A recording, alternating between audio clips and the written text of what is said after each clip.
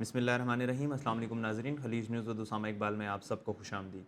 नाज़रीन, कल एक अहम खबर आई थी कि इलेक्शन कमीशन ऑफ पाकिस्तान ने मुनहरिफ अरकान के ख़िलाफ़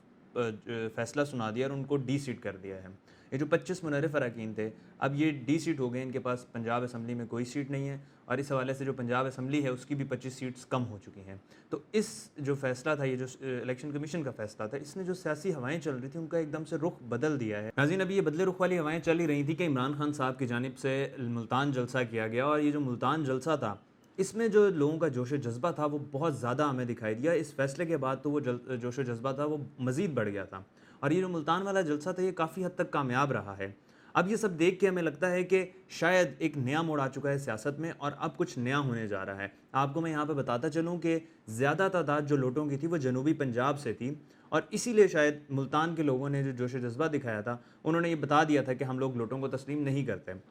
नाज़रीन, ज़राए के मुताबिक एक खबर गर्दिश कर रही थी कि इमरान खान अगर लॉन्ग मार्च की डेट का ऐलान कर देते हैं तो इसका मतलब है कि डेड लॉक अभी भी कायम है हुकूमत के दरमियान और पीटीआई के दरमियान। अगर इमरान खान ऐलान नहीं करते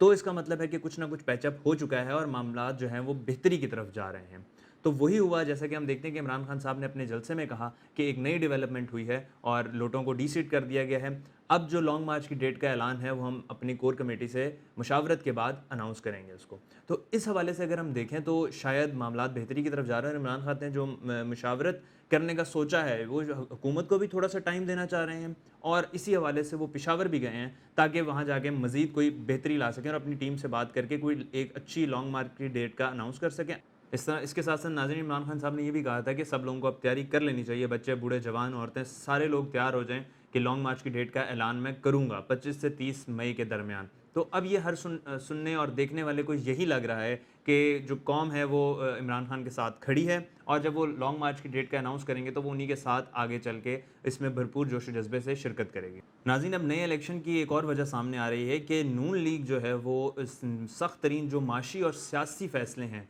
वो करने से अपनी जान छुड़ाना चाह रही है और वो इसलिए छुड़ाना चाह रही है क्योंकि मुक्तदरा जो हलके हैं हमारे पाकिस्तान के, उन्होंने उनका साथ देने से मना कर दिया है। और अगर हम दूसरी तरफ देखें तो आसिफ अली जरदारी जो हैं वो बार बार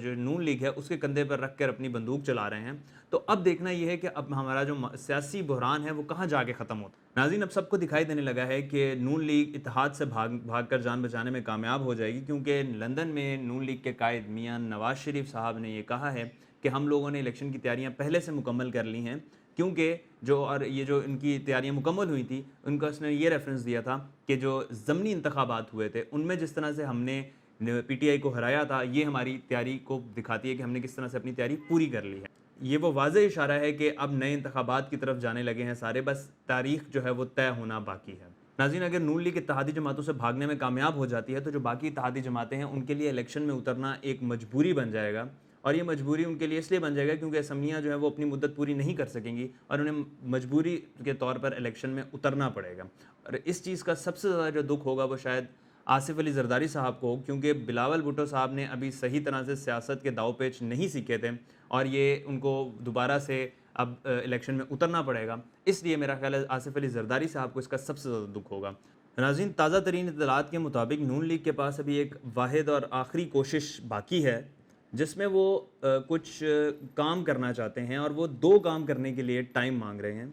और उन्होंने इसी हवाले से जो इदारे हैं उनसे मदद मांगी है कि इमरान खान साहब से कहा जाए कि हमें थोड़ा सा टाइम दे दें ताकि हम अपने काम पूरे कर लें और फिर हम इलेक्शन की डेट का अनाउंसमेंट कर देंगे। लेकिन जो इदारे हैं उन्होंने इस चीज़ की ज़मानत देने से मना कर दिया है और उन्होंने किसी चीज़ की ज़मानत नहीं ली। उन्होंने कहा जी हमें सियासत से और इस तरह के दाव पेचों से दूर रखा जाए। नाज़रीन, वो 2 काम मैं आपको बताता चलता हूँ कि जो नून लीग अब करना चाहती है इलेक्शन कराने से पहले पहले। सबसे पहला काम वो ये करना चाहते हैं कि जो ओवरसीज़ पाकिस्तानी हैं उनके हवाले से इलेक्शन रिफॉर्म्स लाना चाहते हैं ये, और इलेक्शन रिफॉर्म्स लाने के बहाने ओवरसीज़ पाकिस्तानियों को चंद मखसूस नशिस्तें देकर जो है वो उनको तरखा देंगे और इसके साथ साथ ईवीएम का जो लाया गया था, बिल पास हुआ था, उसको ये लोग ख़त्म कराना चाहते हैं कि ईवीएम इस इलेक्शन में इस्तेमाल ना हो, इलेक्ट्रॉनिक वोटिंग मशीन जो है वो इस इलेक्शन में इस्तेमाल ना हो। नाज़रीन, दूसरा जो काम है वो नून लीग करना चाहती है वो ये है कि नैब में तरमीम करना चाहती है, नैब ऑर्डिनेंस में, ताकि उनके खिलाफ जो करप्शन केसेस हैं उनको किसी तरह ख़त्म किया जा सके। और वो जो नैब ऑर्डिनेंस में तरमीम उन्होंने पेश की थी वो हम अपने पिछले व्लॉग में कर चुके हैं। हमारा व्लॉग अभी भी हमारे चैनल पर मौजूद है, जिसमें हमने सारी तरमीम के बारे में बताया था कि वो क्या क्या चाहते हैं और कैसे इधर अपने खिलाफ जो करप्शन केसेस हैं उनको ख़त्म किया जा सकता है, जिस पर सुप्रीम कोर्ट ने अज खुद नोटिस ले लिया था। नाज़रीन, अभी तो इमरान खान साहब ने 2 दिन की मोहलत दे दी है हुकूमत को। अगर इतवार तक कोई फैसला नहीं किया जाता तो फिर इमरान खान अपना फैसला सुनाएगा, वो जो कि मोस्ट प्रॉबेबली लॉन्ग मार्च की शक्ल में होगा, कि लॉन्ग मार्च निकलेगा पाकिस्तान पूरे में और इस्लामाबाद में सारे लोग इकट्ठा होंगे। नाज़रीन, अगर इस लॉन्ग मार्च में कोई लोग जो है 1 या 2 लोग शदीद गर्मी की वजह से भी चल बसते हैं तो इसका इल्ज़ाम भी हुकूमत पर ही जाएगा। और इसके साथ साथ अगर कोई दहशतगर्दी का नाखुशगवार वाक़या पेश आ जाता है, खुदा न खास्ता कोई इस तरह का वाक़या पेश आ जाता है, कोई दहशतगर्दी का वाक़या पेश आ जाता है, कोई लोग मुलव्वस हो जाते हैं, कोई गोली चल जाती है, कोई किसी किस्म का भी तशद्दुद होता है लोगों पर, तो इस सब का इल्ज़ाम भी हुकूमत पर ही जाएगा। तो अभी हुकूमत थोड़ा सा इस मामले में परेशान है कि इतना बड़ा लॉन्ग मार्च अगर इस्लामाबाद पहुंच जाता है और किसी किस्म का कोई जानी नुकसान खुदा न खास्ता हो जाता है तो उसकी जिम्मेदारी भी हुकूमत पे होगी। मईशत तो एक साइड पे है कि कारोबार लोगों के बंद होंगे, मईशत की वजह से उन पर प्रेशर आएगा, इदारों की वजह से उन पर प्रेशर डाला जाएगा, लेकिन अगर किसी की गर्मी की वजह से भी जान चली जाती है तो उसका जिम्मेदार भी हुकूमत को ही ठहराया जाएगा। नाज़रीन, अब जो सियासी सूरत हाल चल रही है उसको देखकर हमने ये देखना है कि इत्तेहादी हुकूमत जो है वो क्या करती है, क्योंकि अब जो भी तदबीर है, जो भी काम है, अब वो इत्तेहादी हुकूमत को खुद करना है। रियासती इदारे या फिर अदलिया वो किसी किस्म की मदद नहीं करेंगे, किसी किस्म की कोई दाद रस्सी खुलकर नहीं करेगी हुकूमत की। अब ना उन्होंने पहले की, वो पहले भी इस चीज़ से दूर थे और अब भी इस चीज़ से दूर हैं। हमने देखना यह है कि अब ये जो एक एक्सपीरियंस गवर्नमेंट है ये कैसे इस मामलात को हैंडल करती है और कैसे मईशत को भी बेहतर करती है और कैसे मुल्क के हालात को भी बेहतर करती है। खलीज न्यूज़ के साथ उसामा इकबाल को दीजिए इजाज़त। अल्लाह हाफ़िज़।